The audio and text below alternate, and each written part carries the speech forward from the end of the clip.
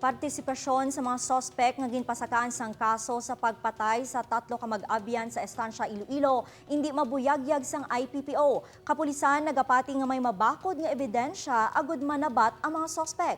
Yaring balitang atong gintutukan.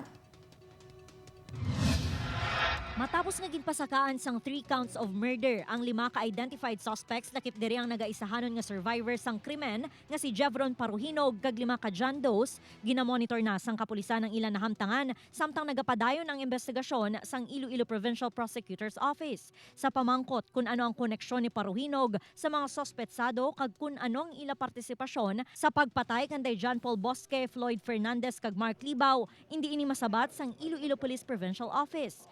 While the case is under the preliminary investigations being conducted, let us not get ahead of the investigations, no? For the meantime. But for now, he is one of those names that was included, no? So i-require pa sila mag-submit ng kanilang mga counter affidavit. Dugang pa sang IPPO, posible nga may mangin state witness sila sa isa sa mga suspect nga ginpasakaan sang kaso apang kinahanglan nga ang matindog nga testigo among hindi most guilty sa krimen.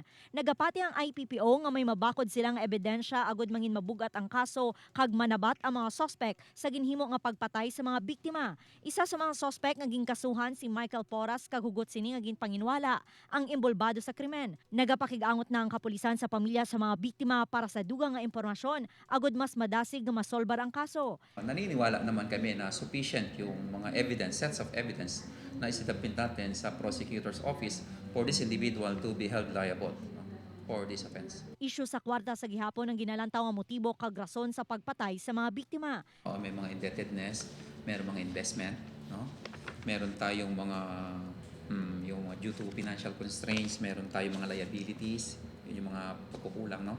But it boils down only to one issue, money. Upod kay Marvin Lauderes, Zen Kilantang, One Western Visayas.